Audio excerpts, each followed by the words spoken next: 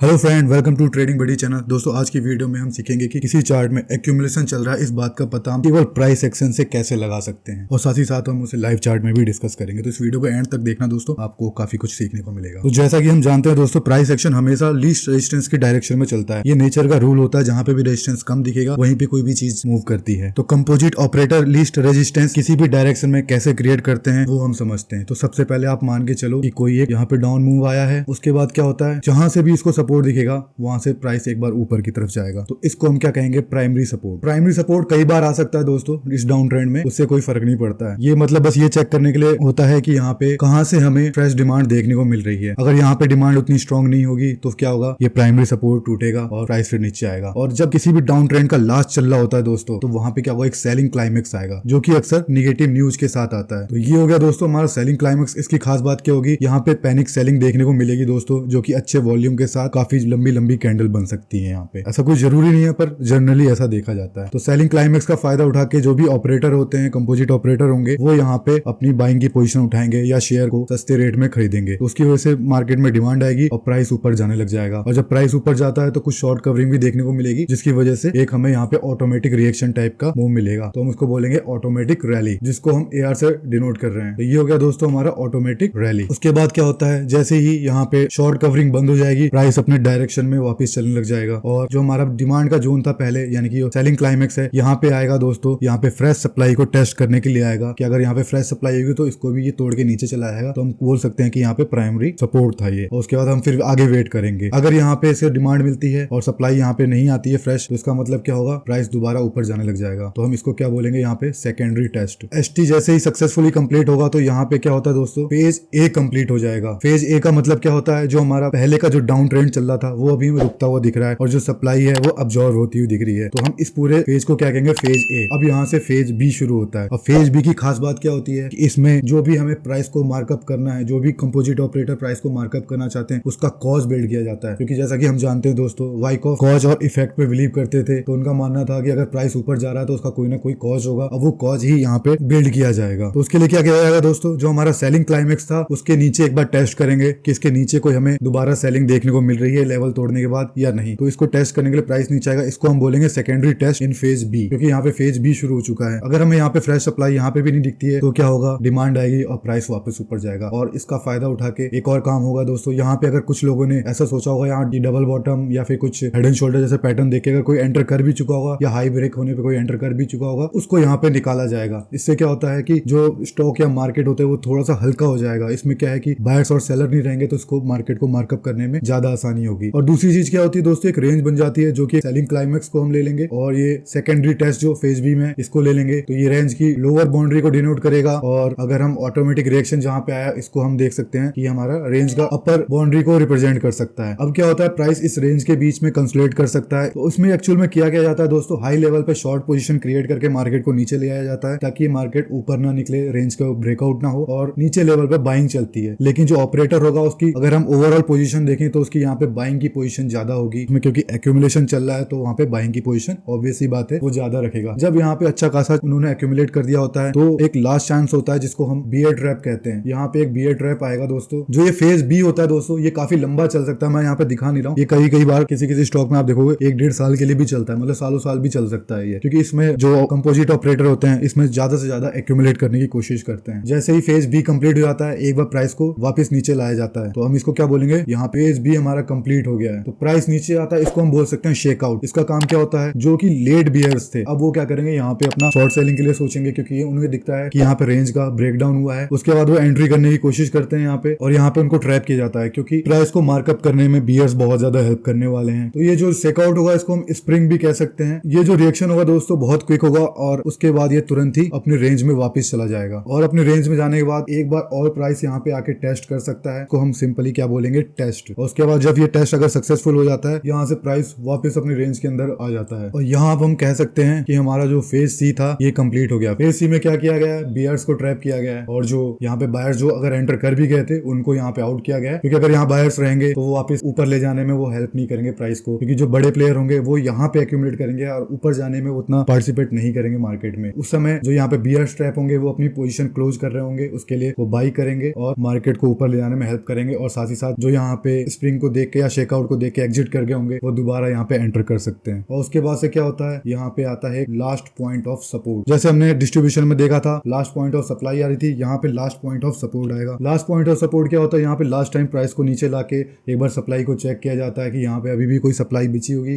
तो उसको ऑब्जर्व करके ही ये ऊपर लेके जाएंगे प्राइस को। अगर यहाँ पे कोई सप्लाई नहीं होगी तो डिमांड यहाँ पे हावी होगी, उसके बाद से मार्केट में क्या होगा, ये इसके हाई को ब्रेक कर देगा। और ये लास्ट पॉइंट ऑफ सपोर्ट कई बार हो सकता है, यहाँ पे इस रेंज में कई बार इसको टेस्ट कर सकता है। और उसके बाद जैसे ये रेंज के ऊपर साइड में ब्रेक करता है फिर यहाँ पे दोबारा से रेंज को टेस्ट करने आता है, जिसको हम बोल सकते हैं बैकअप। अब बैकअप आने के बाद प्राइस अपनी डायरेक्शन में चल जाता है। अब यहाँ पे जितने भी बियर स्ट्रैप हैं वो अपनी पोजीशन यहाँ पे क्लोज करना शुरू करेंगे और मार्केट ऊपर की तरफ जाना शुरू कर देगी। तो दोस्तों ये होता है एक्यूमुलेशन का सिमेटिक। इसको हम क्या बोल सकते हैं, जो ये हाई को ब्रेक कर गया, साइन ऑफ स्ट्रेंथ। यहाँ से हमें देखने को मिलती है कि अब मार्केट में स्ट्रेंथ आ चुकी है। तो सबसे अच्छा पॉइंट होता है दोस्तों, अगर आप बहुत एग्रेसिव हो तो इस टेस्ट पे एंटर कर सकते हो। स्प्रिंग पे एंटर नहीं करना है क्योंकि स्प्रिंग में आपको नहीं पता ये रीडिस्ट्रीब्यूशन भी हो सकता है, उसके बारे में हम आगे बात करेंगे। और इसको टेस्ट करने के बाद जब ये ऊपर आने लग जाता है तो आप यहाँ पे एंटर कर सकते हो या लास्ट पॉइंट ऑफ सपोर्ट पे। और आप बहुत ज्यादा कंजर्वेटिव हो तो इसको रेंज को ब्रेक होने दो और उसके बाद जब बैकअप आता है यहाँ पे एंट्री करो। और यहाँ पे क्या होता है, ये कंसोलिडेट कर सकता है, कई बार यहाँ पे कंसोलिडेट करके प्राइस जाता है ऊपर। तो यहाँ पे जब कंसोलिडेशन आपको दिखे उसके बाद आप देखोगे कि यहाँ पे अगर प्राइस की मूवमेंट नीचे आते वक्त जो प्राइस का स्प्रेड है वो ज्यादा बड़े नहीं होने चाहिए, वॉल्यूम कम होना चाहिए नीचे आते वक्त। तो इसका मतलब क्या है कि यहाँ पे ये अच्छा खासा ब्रेकआउट हो चुका है। अब ये बस एक टेस्ट हो रहा है इस रेंज का और आप यहाँ पे एंटर कर सकते हो। तो इसको हम दोस्तों लाइव चार्ट से समझने की कोशिश करते हैं। आप चाहो तो इसका स्क्रीनशॉट लेके रख सकते हो, अगर आपको कभी रेफरेंस के लिए देखने का मन हो तो आप इसको देख सकते हो, फिर आपको पूरी वीडियो दोबारा नहीं देखनी पड़ेगी। अब हम बात करते हैं लाइव चार्ट में कहाँ देखने को मिला था। ये जो एरिया है दोस्तों यहाँ पे हमें देखने को मिला था एक्यूमुलेशन। इसके ऊपर मैंने वीडियो भी बनाई थी दोस्तों, आपको मैंने बताया भी था यहाँ पे एक्यूमुलेशन चल रहा है, आप चाहो तो बिटकॉइन खरीद सकते हो। तो दोस्तों यहाँ पे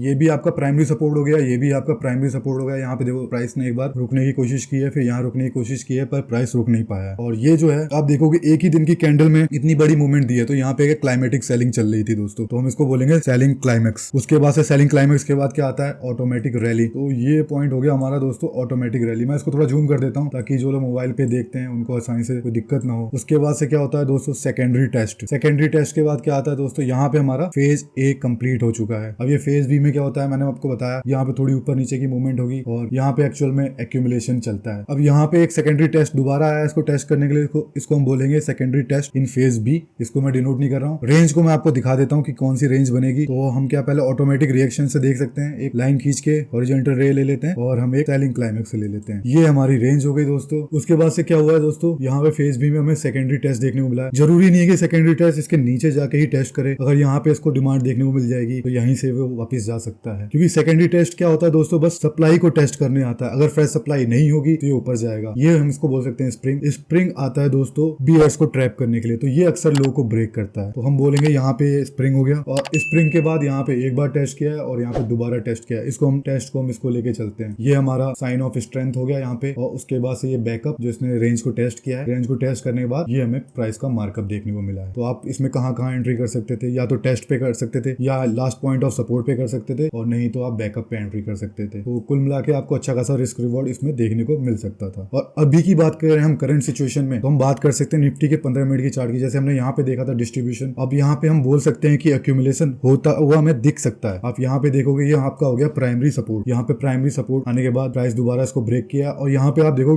गैप डाउन के साथ काफी बड़ी कैंडल देखने को मिली है। जो बीयरिश कैंडल है, काफी बड़ी कैंडल है, तो इसको हम क्या बोलेंगे, यहाँ पे हमें क्या देखने को मिल रहा है, क्लाइमेटिक सेलिंग। तो हम इसको बोलेंगे सेलिंग क्लाइमेक्स। उसके बाद से सेलिंग क्लाइमेक्स आने के बाद यहाँ पे ऑटोमेटिक रिएक्शन देखने को मिल रहा है हमें। ऑटोमेटिक रिएक्शन के बाद हमें यहाँ पे एक सेकेंडरी टेस्ट फिर से देखने को मिल रहा है। तो सेकेंडरी टेस्ट के बाद अगर ये सक्सेसफुल हो जाता तो हम क्या बोलते हैं दोस्तों, यहाँ पे हमारा फेज ए कंप्लीट हो गया, यानी कि जो डाउन ट्रेंड चल रहा था यहाँ पे हमें रुकता हुआ दिख रहा है। उसके बाद से यहाँ पे आप देख सकते हो एक sign of strength in phase B देखने को मिला हमें, और उसके बाद से यहाँ पे सेकेंडरी टेस्ट इन फेज बी। तो हम इसको बोल सकते हैं ये हमारी रेंज हो सकती है अभी के हिसाब से। ये रेंज का ऊपर वाली बाउंड्री हो गई दोस्तों, और ये रेंज की नीचे वाली बाउंड्री हो गई। लेकिन अभी हम इसमें ये नहीं कह सकते कि एक्यूमुलेशन चल ही रहा है दोस्तों। जैसे मैंने बताया था आपको, अब ये फेज बी में, फेज बी में अभी आपको एंट्री नहीं करनी है, अभी आपको इसको वेट करना, मंडे के मूवमेंट देखनी पड़ेगी। अगर हमें प्राइस एक्शन पूरी तरह से दिखाता है एक्यूमुलेशन, तब उसके बाद हम इसमें एंट्री कर सकते हैं। अगर आपने दोस्तों चैनल को सब्सक्राइब कर रखा है और बेल आइकन दबा रखा है तो आपको टेंशन लेने की जरूरत नहीं है। इस पे अगर एक्यूमुलेशन कंप्लीट होता हुआ दिखेगा मुझे, तो मैं आपको कम्युनिटी पोस्ट या फिर किसी शॉर्ट वीडियो से इन्फॉर्म कर दूंगा। और अगर आपने डिस्ट्रीब्यूशन वाली वीडियो नहीं दिखी तो यहाँ क्लिक करके आप इसको चेक कर सकते हैं। Thank you so much.